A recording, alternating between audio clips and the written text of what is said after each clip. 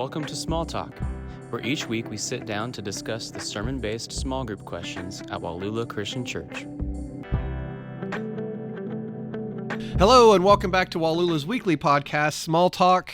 My name is Zach Boland, student pastor here at Wallula Christian Church. I'm joined by Craig Archer, worship pastor, and no Lance Kaufman. He is out for the week. Actually, he's actually right below us. He is in his office skipping this whole podcast because he has a online class that he has to do this week, and he is locked in his office. I forget even he told us what the class was. I forgot what it was. Strategic Dynamic Ministries. Church Dynamics? Yeah, something. I think it's something like that. It sounds good.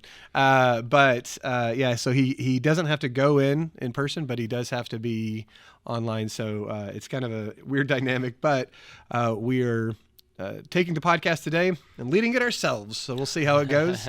We are looking at Lance's sermon from this past week called The Mocked Messiah, which is an interesting thing. I don't think I'd ever heard a sermon preached just from this passage or this dynamic of just the mocking, if you will. Yeah. Which sounds kind of small, but really I thought he did a good job of showing the different ways that Jesus was from the different groups mocked, and it wasn't just about the crucifixion, but leading up to it as well. So we're going to dive a little bit deeper into that as we look at the crucifixion, but we will start with a lighter question like we always do. And this one is one I would have never thought, I've never been asked or even thought of thinking of it, but it says, what is an item of clothing you wore over and over as a kid? So take that however you want, at whatever age you were at, but what's an item of clothing that stood out to you? Yeah, because I had two answers from like different Right. ages. I had a few, I thought, what a weird question. Then I was like, well, there's this and this. Yeah. So I did have some different. Because if you go back like to like early elementary age. Yeah. I wore like a Power Ranger costume all over the house. Oh, okay. All the time. Yeah. So something like that. Yes. Or like I'm pretty sure I got it for Halloween or whatever. But then it just became something I put on all the time. I'm sure you're experiencing this with your own kids. I was about to say. Yeah. Yes. Elsie is in like Disney princess dress up stuff, like dresses all the time. And then, Avit will go into phases where he just wants to wear like a Buzz Lightyear costume we have. He just wants to wear that like all day, take a nap in it. Yeah. There's that. He does Batman, Spider-Man. So, yeah, it's definitely, I'm like, that was me. Yeah. Running around in the costumes. So that was one of them, the Power Ranger costume. And then later in like probably maybe middle school when it started or high school, I don't know if you knew this. I was like a skater kid. Did you know that? No. We talked about this? Okay, to be fair, you probably have told me, and I don't remember. Yeah. Because that happens too.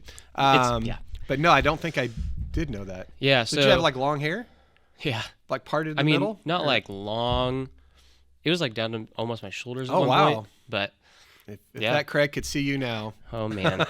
But so because I was, trying to skateboard and all that stuff, the part of the skate culture wearing all the clothing. Yeah. So I had hoodies with like skateboard brands or like shoe brands, but I would just wear those like every day, day after day. And I remember one of them got to a point where like the cuff was just holes everywhere and like fringed out and stuff. And I think my mom at one point was like, we just need to stop wearing this. And I was like, dang it. So cause you weren't rebelling though. You weren't being like, you don't know. Yeah. And then eventually you get a new one. Yeah. And then you just wear that one until it wears out. So I was like really like hoodies. Oh, that's funny. Just, every day. So you were a skater and a drummer. Yep. Man. I mean, the music did take off, but it's different. I still have different identity here. I still have my skateboard that I got like, my last one I bought was probably in like 8th grade or something like that. And I still have it in the garage. So if the kids are playing in the driveway, I'll like get out and. Can you do some tricks? I haven't gotten too crazy with it lately. Don't want to break any bones. Right. But like I could do a little bit. Oh wow. Yeah. Wow. Now that I did not know. Yeah. Oh, I'm surprised that hasn't come up before. Like, no. unknown talent or trick or something. Surprised it's not a question you answered. Yeah, no joke. Well, very cool. I had a couple answers too. I don't remember this, but my mom told me this when I was younger. I mean, I'm going to say like maybe kindergarten or first or something. There was these shoes that came out and they were just like all sorts of colors, and I really, really wanted them. And I think I saw a commercial with them and people running, and so I thought they would make me run faster, and so I called them my Run Fasters. But what was really funny about it was I did not find out until way later, was that when we went to the store to get them, I got them, put them on, they fit great, and then that's what I wore all the time. And my mom didn't tell me till years later that when we got to the store, they were out of the boys' shoes, and so they were the girls' shoes. But she said, but because they were I don't know if they were splattered or whatever, they weren't like one solid color. She's like, they were basically the same as the boys' shoes. I was like, I was wearing girls' shoes that whole time? And she's like, you didn't know. I wasn't going to tell you. So anyway, apparently the Run Fasters I really liked. That's awesome. And then the thing that stood out to me, though, was if you were to know me in 8th grade, it's weird, these things that just sort of become your identity. But I got as a birthday present a funny T-shirt. Just one. It had a cartoon of a guy, and there's a bar sticking out of a wall, and he hit it, and it shows him, he's going, and it says a man walks into a bar, right? Yep. Silly, whatever. And I wore it, and people in, middle school are like, hey, that's funny. And I was like, oh, this is getting me noticed. And then I proceeded to just make that an identity where I would just buy funny T-shirts. Mm-hmm. By the time I graduated high school, I had over 30 funny T-shirts. Looking back, I can see that was just a desperate ploy for attention because I wasn't getting attention not by my skill or anything else. And so I was just known for these guys as someone who wore funny T-shirts. So I had a lot of Far Side T-shirts and funny sayings. And so there's one I really loved. It just said eventual procrastinator. Mm-mm. I wear that all the time. And to this day, I only have one of those shirts left, mainly because none of them fit. They're all a size too small right now. But if I ever lose weight, I'll have that one funny T-shirt. But so it wasn't one piece of clothing in high school, but it was just that type of clothing. There's just a theme. Yeah, just funny T-shirts. And I mean, you don't wear like a funny T-shirt every day anymore. No. But you do have funny T-shirts still. Do I? I mean, I would say like the Patrick Mahomes on a walrus. Oh, yeah. Is that what it is? Yeah. Mahomes and the walrus, yeah. Stuff like that. Yeah, and I got that recently just because I wanted, that's true. Okay, I am pretty lax with what I do wear. Or we're like, look at my Kansas City Chiefs shirt, like Super Bowl champ, and you're like, look at mine. I found this one guy, this one artist who made this one funny thing of, And so, Andy Reid is the walrus, and so someone had made that, and I thought that was funny. So anyway, I think I'm a little bit more lax as far as, I mean, you're wearing a button-up, and I'm wearing Stan Lee with all the Marvel characters on it. So, Anyway, so that was a fun question. We are, like I said, we're looking at Matthew 27 as we come up to the crucifixion of Jesus. And really, there's a lot of different ways we could have gone with it as far as the questions we picked. But we're looking at number 6 and then number 10. And it says that when we look at this section of Scripture, it offers a lot of vivid pictures of the mockery that Jesus had to go through and endure leading up to the crucifixion. And yet, and this is interesting, I don't know if I realized this, but the actual description of the crucifixion itself is really brief. It's just like one verse 35. It says, when they crucified him, they divided up his clothes by casting lots. And like all this information leading up to the crucifixion. And then it's like, and then he was crucified. And then all this information after. But the actual crucifixion that is so central to, what we believe and the story of Jesus is very, very, very brief. Mm-hmm. And so why do you think that's so? Why is there so little information of the crucifixion itself? Yeah, it's something that I didn't really consider that in the bulk of this whole, even like Holy Week. Mm-hmm. There's lots of details, but then that actual event, it's crazy. So I looked up a little bit of just kind of the history background of crucifixion, and what I found was, even outside of the Bible, people in ancient times that were documenting, writing things down, there's not a lot of literature that talks about crucifixion. And what the article I was reading said, they, like, scholars really just chalk it up to, it was a terrible way to die. And it was like people that were crucified were the worst of the worst as far as like criminals go. It was reserved for the worst of the worst in society. And so it was kind of a topic that was, I guess, avoided. And I think maybe that had a play in how it wasn't really described much. Yeah. And why would you go into a lot of detail about people who don't matter? Yeah. Like, why would there be history written about, the worst of the worst of society and be like, well, let's document this, you know? Like it's yeah. And even like the Bible, I can't remember where this is at, but cursed are those who hang up on the tree. Even that idea of like not even just the public side of it, but like cursed is someone who does that. Like so there's a really negative connotation, rightly so, I think, that comes with crucifixion. And so that was one of my first thoughts of like, well, maybe it wasn't normal to really talk in detail about crucifixion. Right. And then another thing that I thought too, and this is just my own idea, but I was thinking about all the things that happened before that in detail, the mocking, Jesus having to carry his cross. So I thought of Matthew 16, starting in verse 24, where it says, Jesus told his disciples, if anyone would come after me, let him deny himself and take up his cross and follow me. For whoever would save his life will lose it, but whoever loses his life for my sake will find it. And it's that idea of what it means to follow Jesus and the extreme that is, to take up our own cross and follow him. And so then I'm like, oh, that would have been really shocking for the disciples to be like, what are you talking about? But that is the focus of like, take up your cross and follow me. It kind of puts in my mind too all of the events that led up to the crucifixion, because Jesus didn't have an easy road, and all the things that happened before the crucifixion, the mocking and like physical abuse and all of that, he's saying like, if you're willing to follow me, you're also willing to give of yourself for the sake of the kingdom. Right. And so the crucifixion is not like a central piece to like being a disciple of Jesus as far as like what it means to follow him. Right.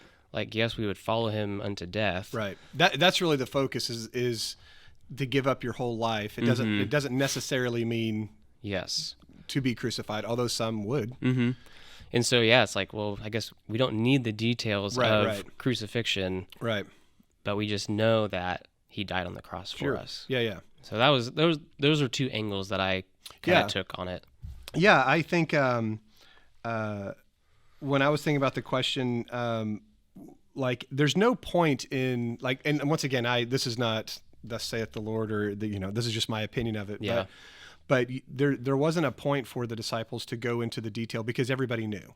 Like you said, everybody had seen. So if they're writing this letter to each other or to future churches or believers or people who are going to be believers, everybody knows. Like, why would you?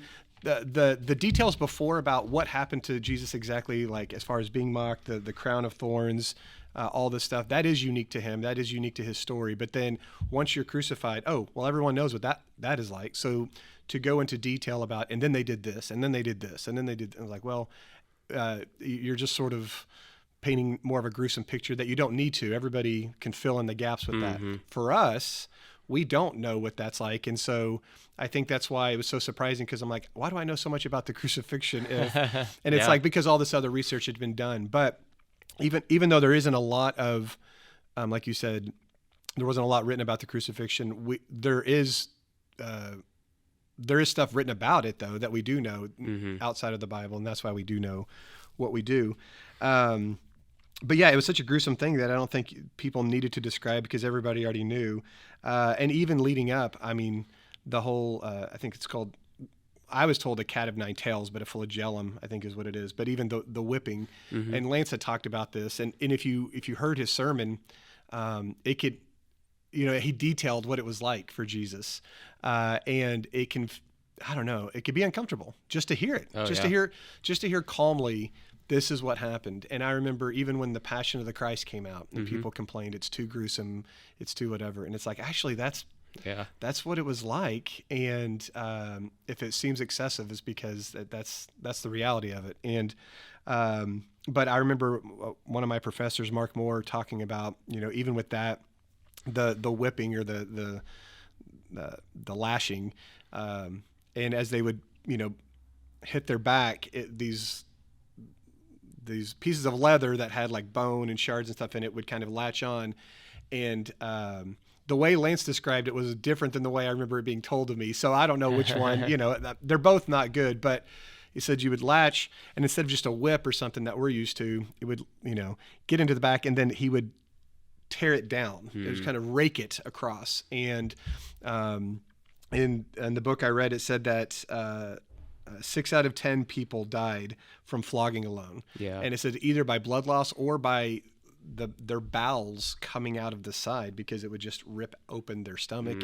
And that seems really gruesome. I'm not even doing that to go into it, but why would you go into all that detail if everybody knows, and so stuff like that, I think, makes a lot of sense.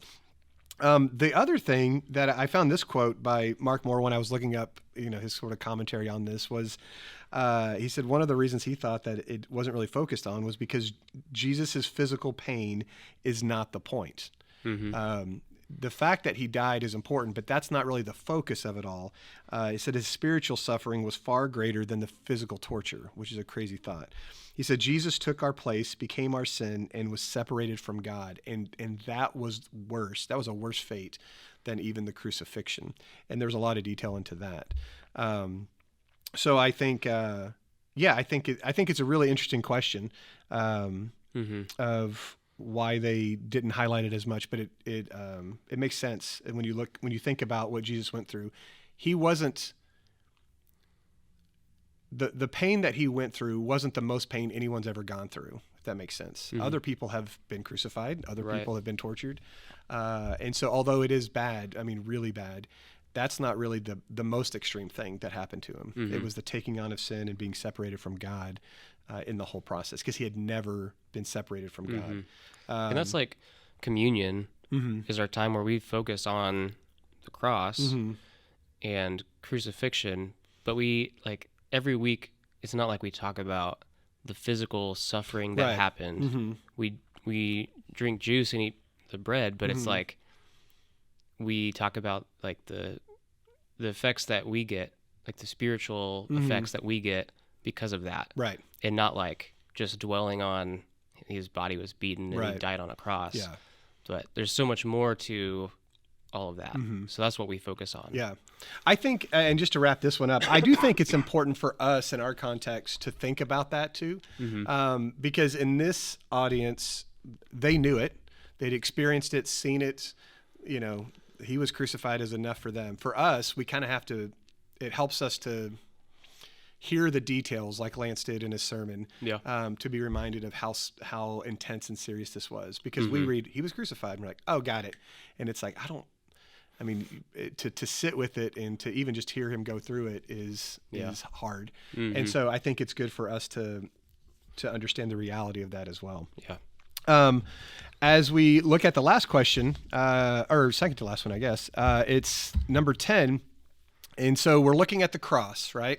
It says, how has the cross been misconstrued in people's minds today? So the cross is a great thing, right? And we have it in our churches. We have it around our necks. We, paint it on our walls. It's jewelry, it's decorations, it's all this stuff. And so has anything gotten lost in the acceptance of the cross across our culture and pop culture and in our homes? Yeah. Yeah.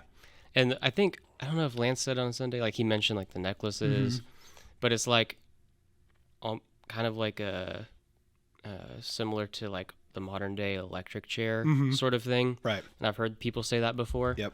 And I was reading another article on how the cross has been depicted in art throughout history. And it was really interesting because it talked about how it took the church about 500 years for the cross to be any part of artwork that would be hung up or displayed inside of a church. So it was like finally by the 5th century they got at least like okay with the idea, because we're talking like that first question is like no one liked this. Right. I was going to say there's some overlap between these two, the idea of what crucifixion was and then what we think of it today. Right. And so the thought of a crucifix being displayed, people are like, I don't want to do that. Like we just talked about. This makes me uncomfortable. Yes. No one wants to go see that. No one wants it displayed in their churches. And so it took about 500 years for them to bring it in. And then it was really like another 500 years before it kind of was like a staple. And so that's a really long time to get like okay with it. And so that showed me kind of just the huge ripple effect that, especially in Rome, where that a lot of it took place, where that just kind of like reverberated out, and it just like people were like, we're not having any of that. And so like today it's like people go get that tattooed on their arm. Which, there's nothing wrong with that. Right. There's nothing wrong with that. Let's say this. but it's so easy, I think. And so the article was talking about, I think it was called like the grotesque beauty of the cross, because you get both sides of the grotesqueness of the event and how, like what we talked about, we don't totally understand that piece of it today. So for Lance to go into detail, I think that's helpful for us. We see, or we talk about maybe the beauty side of it more. That they probably had a harder time with even right after. Right. Yeah. And so I think that's probably the biggest like shift for us into modern day is like it's a symbol, but it's really easy for us to make it beautiful and a piece of art. And we put it on everything because that's a really central symbol to our faith. Like before the cross, those churches in like the 5th century, it was a lamb and a shepherd and a fish. That would be their symbol of the way, Christianity. And so now the cross is that for us. But yeah, it's easy to look at a cross now and not think about the horrific side of it, I think. And going back to the sermon too, I was thinking about this and how we don't understand like the grotesqueness of it. And I think too, we lose like in that moment where Jesus is mocked and how the people saw him, it almost kind of like strips some of that away a little bit, because they were seeing him go through this, and the people, like the soldiers and stuff, once he was up there, was like, maybe this is the Son of God, you know? And the cross is so like common for us, and anyone outside of religion knows what the cross is and what it represents, I think. But the message of Jesus dying on the cross for our sins almost is like lost by how easily accessed it is. I don't know if that makes sense.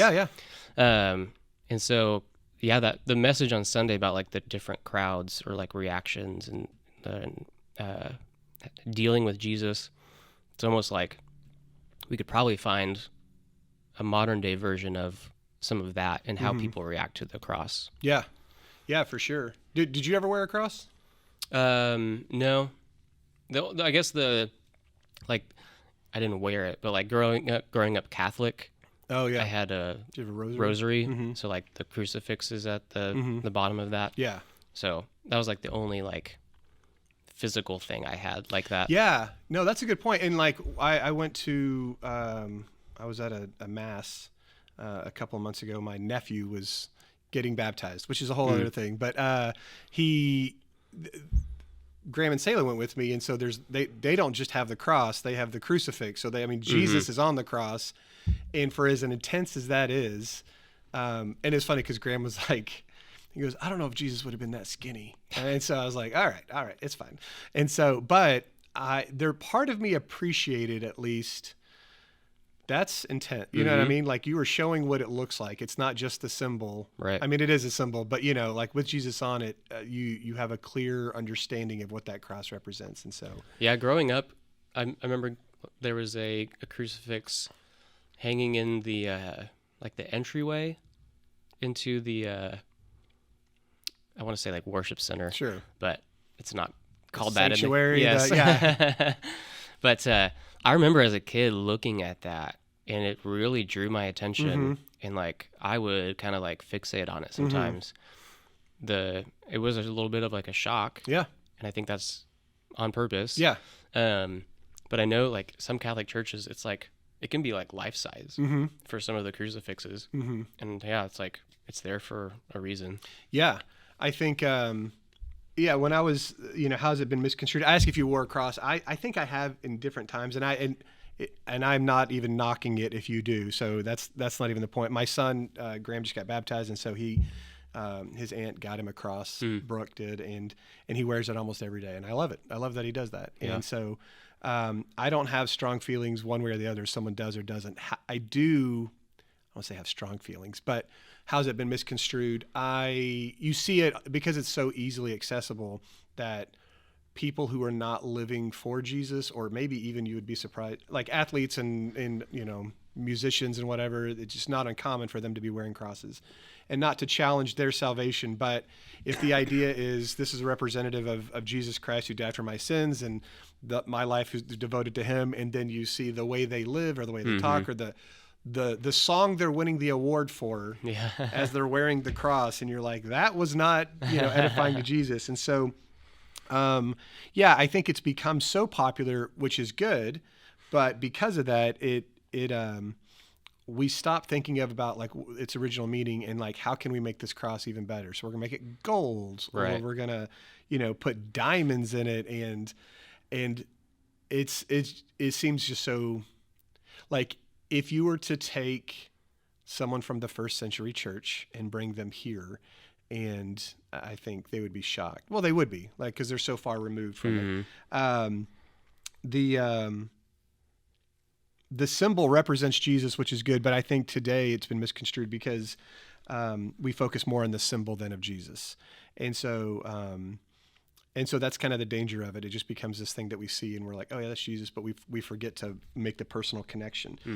If our ultimate job is like in Matthew, like it's I think the next chapter, because we're in 27. Yeah, so in 28, when his final thing to the disciples and the believers is to go into all the world, to make disciples, teaching them to obey, to baptize, to teach. That's ultimately what it means to follow Jesus. And so that's what we're called to, and the cross can remind us of that. But I think how the cross can be misconstrued is that we think, oh, I am being a disciple for Jesus by showing that I'm a Christian, and this is how I show it, by physically showing this cross. And then we forget, no, the way you show it is by living it out, is by being like Jesus. And so I have no problem with people decorating with crosses and wearing crosses. My struggle is when that kind of becomes the end of like, I've shown my faith now. And, like I said, I think it's good. I think it does point people to Jesus. But if your life isn't pointing people to Jesus, then I think it does more bad than good. It shows, oh, that's what Christians are like. And so I think the focus, and also as a side note, that's why I don't, if I have a cross, I think that's fine to wear. I would not put anything on my car. I have no cross on my car. There's no fish on my car because I don't trust my driving to be a witness to others about my faith. And so I'm hesitant to, advertise for things like that. But I think it's good. And I like what was the word you said about the article? The grotesque beauty. Yes. Okay. Yeah. I like that a lot because I think I hadn't thought about that dynamic of what it was like for them, but they would have not seen the beauty of it. I mean, really. And then that's all we see. And so I think it's good for us to still have our foot in, like from the sermon this past Sunday, hearing the details, watching this, seeing something like the Passion of the Christ, and really wrestling with that, because it is a very serious thing. And when Jesus tells us to take up our cross, like you said, we're like, yep, that means I need to give my life. And it's like, oh, no. Yeah. This is what it looked like to take up your cross. And so I'm thankful for the cross. I'm thankful for the cross that it's not the end. Right. Just like in the craziness of, this was a torture device that the Romans used, and they were really good at it. They were not trying to kill him. They wanted it to last a long time.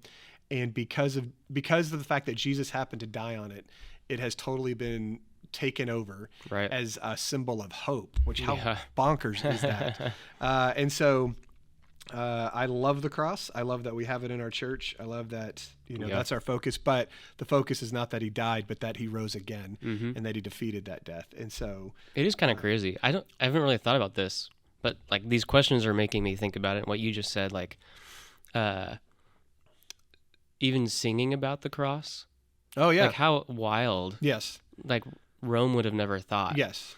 And so like we sing a song, Thank You, Jesus, for the cross. I think that's what the chorus is. Yeah. Like, man, what a flip. Yeah. Yeah. And I think that's what's fun about these questions is like, oh yeah, I can answer this quickly. But then now that we talk through it, I'm like, oh yeah, that is crazy. And so I think it helps that we slow down and consider what Jesus did. And I, as we come closer to the Easter season, I think that's what's so good is that, we should always be thinking about Jesus and the cross and the resurrection. But the more we do that, the more we realize how amazing his love is for us, that he did this in the first place, and the sacrifice. And once again, the quote I had, and then I'm wrapping this up, of just what Mark Moore said was, also, for as bad as you think the cross is, that was not the worst part. And that really hit me, that the sacrifice Jesus made was taking on the sins and being separated from God, and worse than anything he could have endured. And so the more I learn about it, the more I'm just so thankful and grateful and humbled, and just want to continue living my life for him. So I don't know, maybe I'll get that cross tattoo, and then probably not, but that's okay. All right. Well, we want to thank you guys so much for joining with us. Unless something happens with Lance's class and it's extended, which it probably won't be, we should be back together again next week. We look forward to you guys joining with us. If you're listening to us in real time this week, know that we are going to have a not supply pastor. What am I trying to say? Guest pastor. Lance corrected me last week when I messed that up too. I can't remember what I had said or 2 weeks ago. I don't know. I said the wrong thing. But yes, we're going to have Dave York from. I want to say the Methodist Church, but I forget what's the official name of it. But First United. Maybe it's Methodist, First United. Leavenworth. I'm sorry, Dave York. But we know you, and he's been a good friend of the churches and of Lance's, and so he's going to be preaching this Sunday at Wallula for the first time. Yeah. And so Lance is going to be out for a couple of weeks as we have a couple of different pastors. So we look forward to talking about that next week, and we'll see you then. Yep.